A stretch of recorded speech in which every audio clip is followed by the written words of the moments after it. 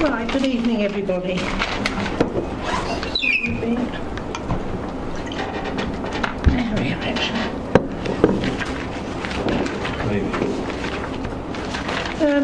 Any apologies for absence?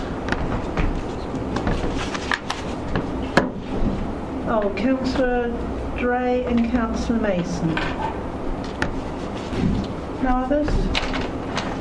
Any non-members attending? No. Before we actually start the meeting, can I introduce you to the external auditor is Barry Pryke, yes, is that right? Yes. Hello, nice to meet you. And Joseph, who is now Head of Finance, and Jim, who's the auditor. Okay? Oh, sorry. Hi, Angela. I just thought most people knew that you were on the legal side. Yeah, sorry about that. I didn't mean to leave you out. That's fine. Right, minutes of the meeting held on the 10th of March. Yeah. All happy? Yes. These are a true record. Receive any declarations of interest? No? Questions on notice? Motions on notice? Right, so we'll start with item 7, and I'll ask Jim to go through that one. Excuse me, I keep losing my voice for some reason. Chairman, item 7 is an update on the external auditor reports. When the external auditors or other groups make recommendations, we monitor them to ensure they are implemented or carried forward until they're implemented. On pages 7.3 and 7.4 is the ones that were outstanding as at the last time.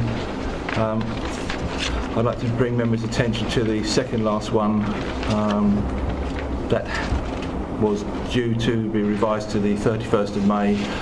This has now been implemented by the Revenues and Benefits section, so all the outstanding recommendations have now been implemented. Any questions?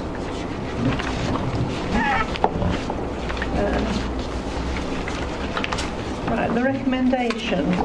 It is proposed that the committee resolves that the monitoring sheet for the BDO recommendations arising from the annual governance report 2013-14 be agreed. Agreed. And 2, that the monitoring sheet for BDO recommendations arising from the grants, claims and return certification report 2013-14 be agreed. Agreed. Right. Item 8, I'll pass over to Barry, if I may, please. Okay, so beginning on 8.4 is just our audit plan for our audit for the year ended 31st of March 15. I will take members through the executive summary, which is on 8.6. So that just highlights the key areas, and in particular just to draw attention to the significant risks that we've identified as a result of our plan. So in terms of the financial statements, you'll see that there are 2 significant risks there. The first one, management override, is actually prescribed by our auditing standards. So it's a risk that would appear at any organisation that we were to audit, and it just reflects the fact that the position that management hold means that they're able, should they wish to override any controls that the council may have in place. As I say, that is a standard significant risk, so it's one that we have to address. And as you see in the narrative there, we'll do that by looking at various things, including the appropriateness of accounting estimates. We'll look at journals that are being put through the general ledger and have an impact on the accounts, and just make sure we're happy with all of those. The second risk there in relation to the financial statements is in relation to revenue recognition. Now again, auditing standards presume that this risk exists. As it says there, they may arise from various factors.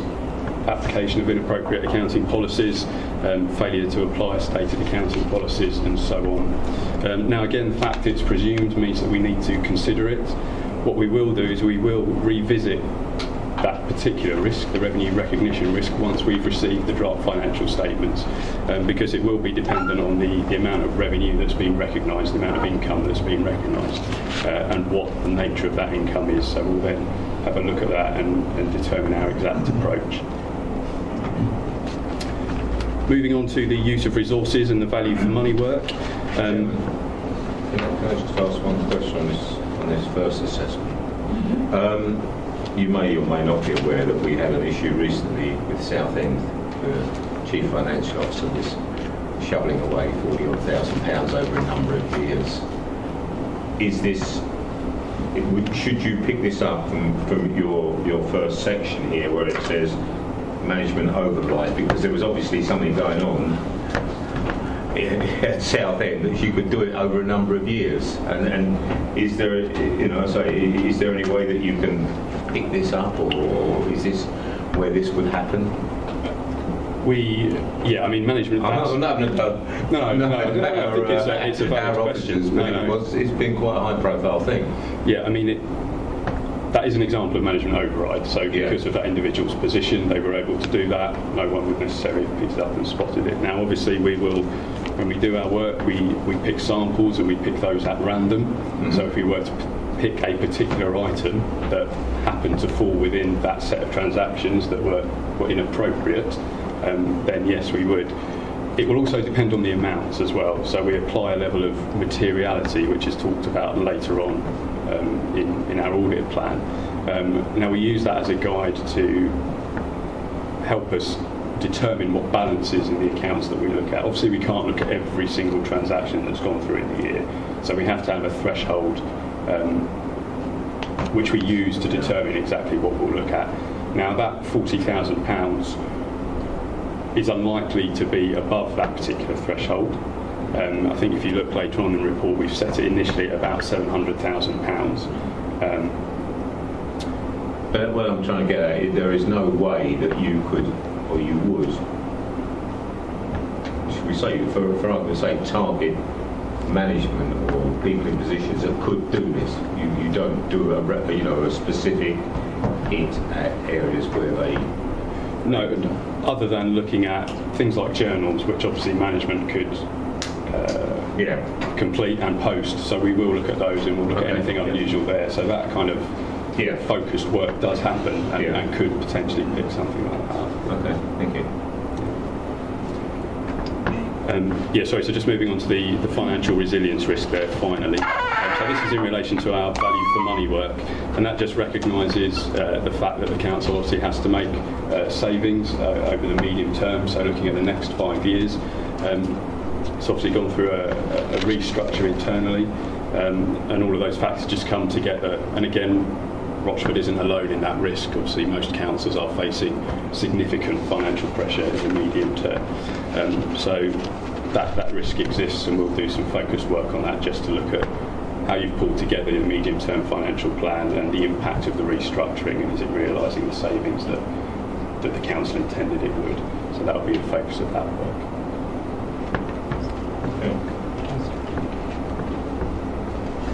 County Manager, yes. With regard to an 8.10, you say you'll be reviewing the council's medium-term financial strategy to assess the reasonableness of the assumptions. On 8.11, you've got the audit timetable.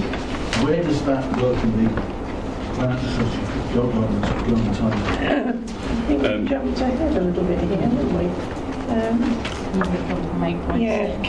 Can we take each page as it comes, please, Chris? 8.7.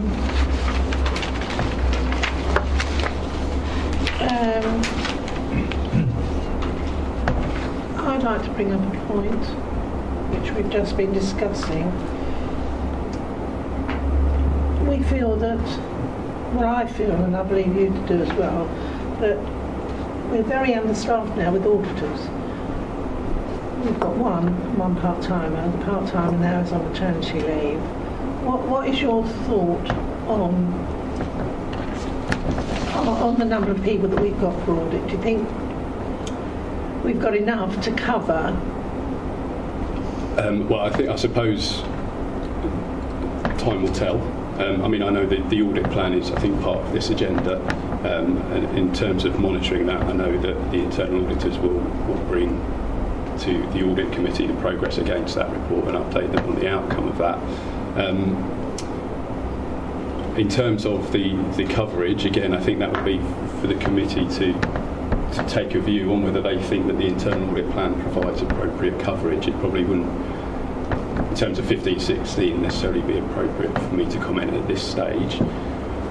But I think it does fall kind of within the remit of what I was just talking about in terms of the restructure. So as well as thinking about whether or not it's delivered the savings, so the financial aspect of that restructuring, there is also the delivery aspect, I suppose, and I think that's something we will have a look at, and primarily in terms of determining how the council have considered the impact on delivery, both in terms of external delivery, so to service users, but also internal, which would be the case with internal audit in terms of the internal delivery. I don't know if internal audit have a comment on that, but that would be, in terms of our approach to thinking about that, that is something we will consider probably at a high level initially, and if we think we have concerns, we may look at it in a bit more detail in terms of have the council got any contingencies in place to address any potential shortfall which may impact on the assurance you can take from the work internal audit do. Okay, maybe we'll discuss this later on as it comes up under the purple sheets. Okay, 8.8, anybody got anything on 8.8? 8.9? 8.10, was that? Yes, yes. I just wondered at what stage in your audit timetable you're looking at the assumptions and the medium-term financial assessment. So that will fall within the final audit visit, which will start towards the end of July and run through August. We will. I'm also aware that medium-term financial strategy, obviously one was published in July as part of the budget setting for 15-16, but that will be updated, as has been the case in previous years, following closure of the 14-15 accounts. And there will also be further announcements from the Chancellor, I suspect, on the 8th of July, which may or may not impact on that medium-term financial strategy. So ideally, I'd like to look at it after those things have happened, because it will be a more up-to-date version. In terms of reporting back to the committee, our conclusion, our value for money conclusion, which is what that work falls under, we have to report back to you by the 30th of September. So effectively at the next committee we'll issue our final report, which will include both our work on the financial statements and our value for money work, so we can provide more information then. Okay, thank you. 8.11, 8.12,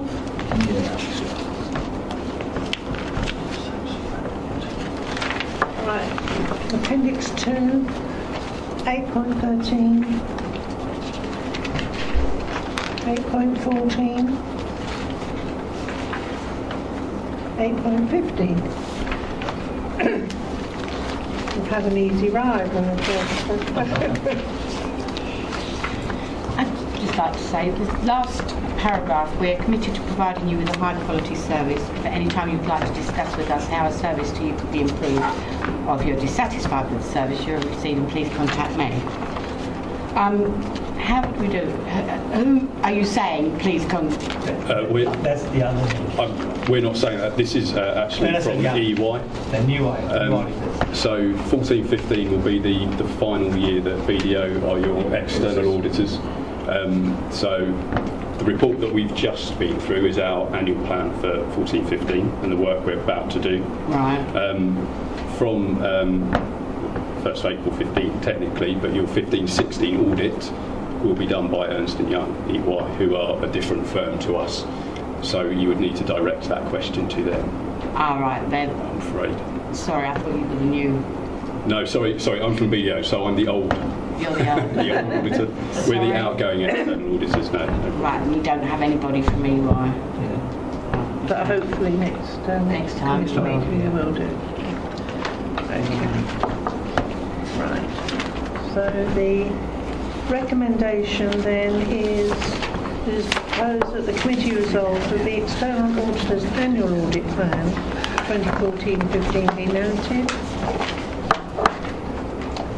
Yeah.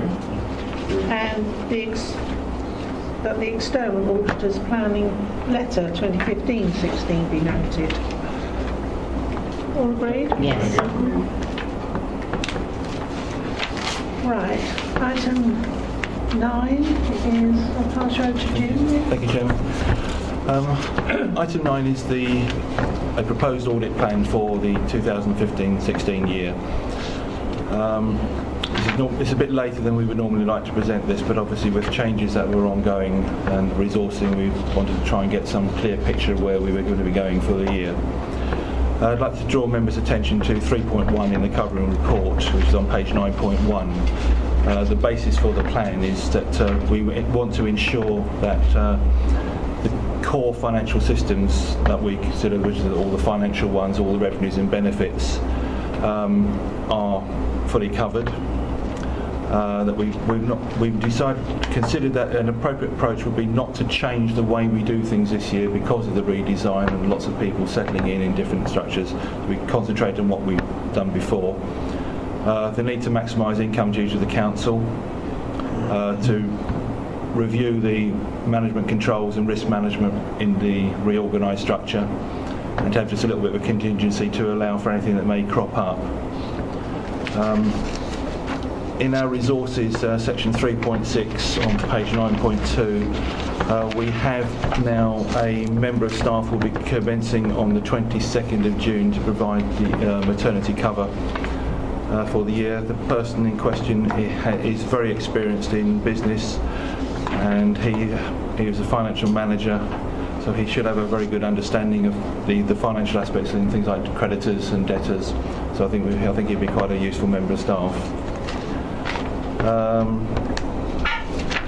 Appendix 1 is the planned days for each audit assignment. Sorry, before we go to appendix, can I just question 3.6? Sorry.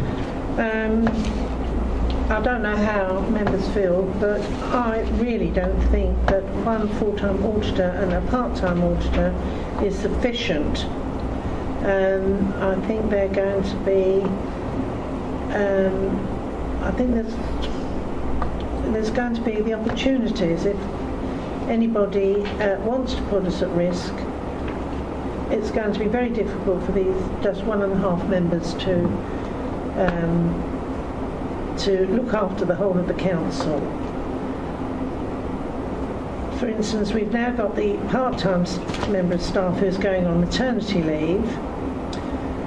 If Jim was suddenly to be, well, taken sick or something like that, we'd be left with no auditors at all. We've got somebody, as you say, that is about to start, but he's got to be trained. Yes. I'm not happy about it, but I'd like to hear what the rest of the members feel about that. Yeah, Chairman, but I think a few of us were here last year on the audit committee, and this was an issue that was highlighted by the outgoing internal auditor at the time. Concern was raised as to where we would have the resources to do the random spot checks, the in-depth investigations. That had highlighted a number of issues, albeit not major, but they highlighted them quite early on before they did become major. I think it was a concern that we all accepted at that time. And nothing really has happened in the interim to make us feel any better about the situation. No. In fact, we feel slightly more unsettled because of the scenario that we now find ourselves in, as the chairman has just that was one of the reasons why I was asking you the question, how you felt about it. Yeah.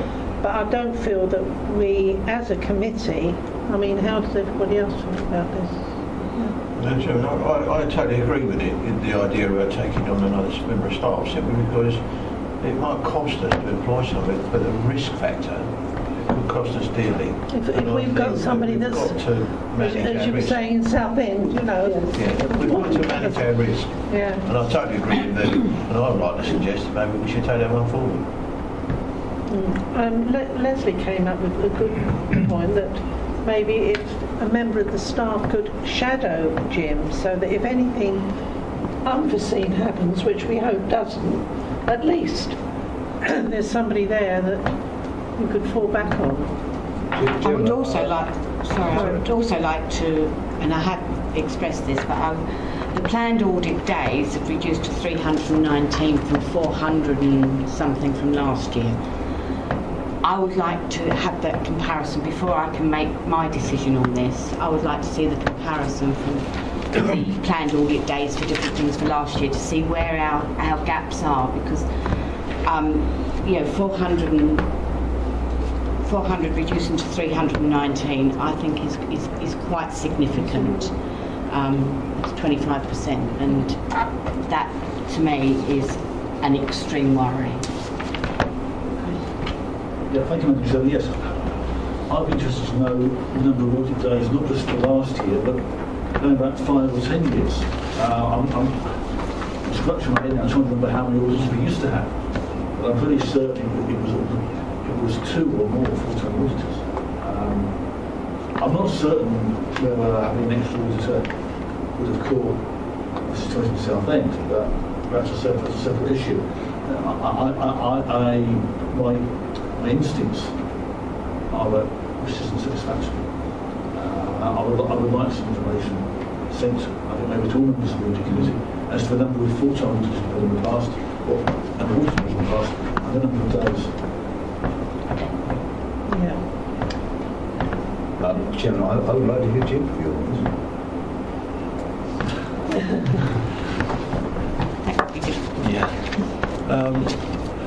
What we have done is, I feel that we should be able to cover the core audits in the depth that we have done in the past and provide the key assurances on the key financials.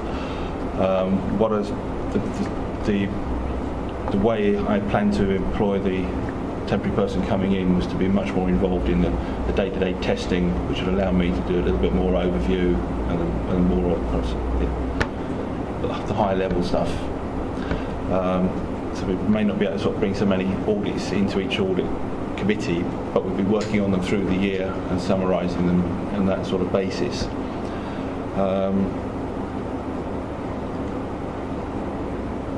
Really, that's the way it's been planned out on that. Trying to use the resources we've got, but to make sure we cover the key areas. Okay. Some of the nice to do audits we will not be able to do, and obviously they're still not, those sort of areas are not exempt from potential issues. So if you were suddenly taken ill or had an accident? Then there would be a difficulty, yes.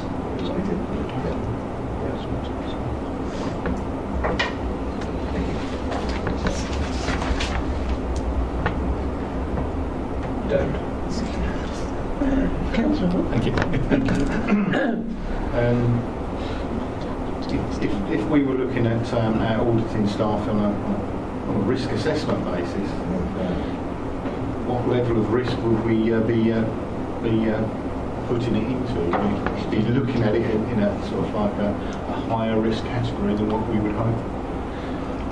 I like to think I have a relatively low sickness record, but hopefully a sort of low likelihood, but potentially high probability outcomes. So the low possibility based on your current health, but if something did happen, it would be a major problem. Then, as it stands at the moment, there is no one with experience within the council in internal auditing, Which does make it a high risk problem. Exactly what I was referring to is it comes back to risk. I mean, the implications, we've got outgoing BDO, we've got a new external auditor coming online. We'd have you as our expertise with that background knowledge, but if you fell by the wayside, we would be in serious problems. And I mean, the whole crux of this local authority rests on finances, really, and it affects everybody. And I just think it's something we can't take risk with. So maybe we could have a look at the number of days that the auditors had over the past. I don't think we can go back too many years, but say the 2 or 3 years. Surely we've got reports similar reports to this one going back for yonks. Well, I expect we have, but it's how many reports we want to read through to... I'd like to see one for 5 years. I think that should Well, so if we say the last 5 years then. Well, last year and 5 years ago. As a minimum, last year's and one from 5 And one for 5 years ago. And maybe one from 10 years ago. Yeah. Do it that way? So that's 3. And you want to know, and we want to know how many...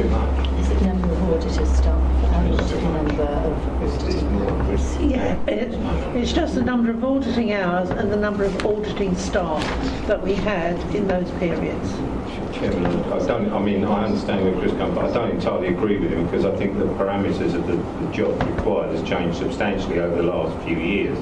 I don't disagree, go back, say, 3 years, see where we've gone, but I think it's more critical is how we proceed. Well, what happened in the last 2 years, where we have highlighted a number of little issues that came up.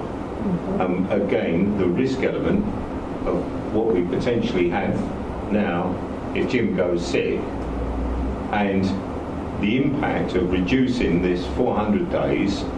It's nice to say, well, they were nice to audit. Well, they were nice to audit because obviously you thought they should be done. You couldn't do them just on a whim. Oh, certainly. Yeah.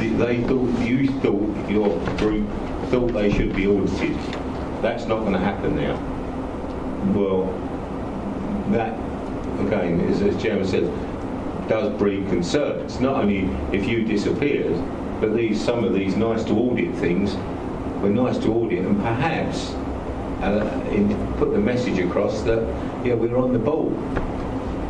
I don't know, but I can't quite agree going back forever. But the last few years, I agree, and particularly with what went on in the last perhaps 2 years. I don't quite know what we achieve if we know what we've highlighted in the last 2 years since I've been on audit. And the system has got tighter and tighter. I don't think there's any dispute about that. But it's where we go from here and the risk because of the staff scenario. But that's up to the chairman. I'd like to go more than 2 years because I'd like to see the direction of change. I don't think going back 10 years is realistic. But I think more than 2 years. 4, 5. I don't think it's that difficult to look at. What we said in the first place. What we said in the first place was 5 years. Yeah. So we stick to 5 years. Should be able to get it. I should be able to provide 5 years for it. And if every member of the audit committee could have a copy of that, please.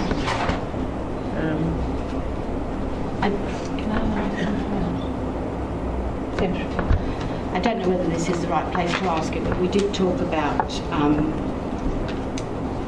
other members of staff being able to fill into these posts. Well, I did mention shadowing. Yeah, shadowing. There is nobody at the moment, I understand, that can do that. How would we go about it as this audit committee to request that is looked at, to have and I don't think it's just for this department either. I think with the redesign of our council and reduction in staff, I think it would be quite important to have other members of staff who can fit into a particular area if there is a risk. We're not just talking about you going sick, we're talking about your staff, we're talking about a lot of things in the whole of the council. Are we in a position as the audit committee to request that is looked at? Chairman, I think as you are following the redesign, your assistant directors have been looking at various service reviews and have been looking at their structures. Now, it's not something that the assistant directors aren't aware of, and they have put forward their staffing structures to your two directors and to your chief exec already. Now, and part of that exercise was to look cross-division working, and that has been looked at. That's fine. I mean, your concerns with regards, I do appreciate your concerns, because they were my concerns as well. The fact that you, as a committee, now have raised this with my concerns as well, I can certainly take that back to your directors and to your chief execs, but it's not within your remit to make that decision, I'm afraid. But it's something I will note and take back to your higher tier leadership team. If you would, and you obviously see where we're coming from as a absolutely, and you understand. Chairman, as there are issues arising out of the redesign, I should declare an interest if I was a member of the redesign advisory. I second that. And me. But it's not a decision. Actually, where we stand legally, if suddenly we found ourselves without an audit team. I think the options are we would go and seek externally for assistance. I think we are part of a, correct me if I'm wrong, Joseph, a framework where there is assistance out there.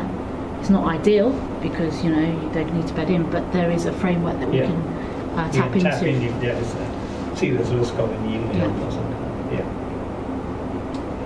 Chairman, I know Sonia's taken a minute, but could we minute this quite succinctly that this is a major concern to the committee, and then it is registered, and nobody can just say it wasn't accurately reported. Okay, I'll start this side.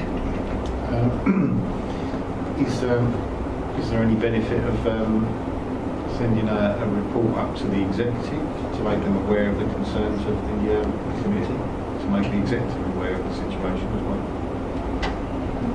Oh, I should imagine it should be before the executive committee. I'm not actually sure how you would, because the executive are, as far as I'm concerned, the presentation's been made and the staffing structures are down to your directors and the chief exec. The executive itself doesn't have a say with the, because your head of paid service is Mr. Dave. So I could raise that certainly with Amar. Okay. Chris? Yeah, thank you. Thanks to the wonders of iPads and CMIS, I had to look back. Well, you're clever, I'm not. I found for 2009-2010, we had 449 audit days. Yeah, I knew it was 400 and something. So that's about 6 years ago. So that gives us an idea. So it's cut nearly by a third, actually. But last year it wasn't as many as that last year, was it? I think it was 400 and something. It was 400 and something. I don't think it was as high as that, was it? Yeah. And who else was it? Was it you, Jack? Yeah, I think it's already covered, but I would just going back on what you said, it really is like I was at a meeting up at Chelmsford with waste management with Marcus, etc. And we were just talking, but it became very obvious that we're going to have issues when they start talking about new contracts, etc., about costing and so on. And I wasn't sure where to take all that because I was beginning to get a little bit concerned because of the same issue, that manning responsibility. And I don't know if that is this committee or what you're going to be looking at, or what, I'm not quite sure. Is it the executive? I don't know. But I think there's an issue that needs to be looked at.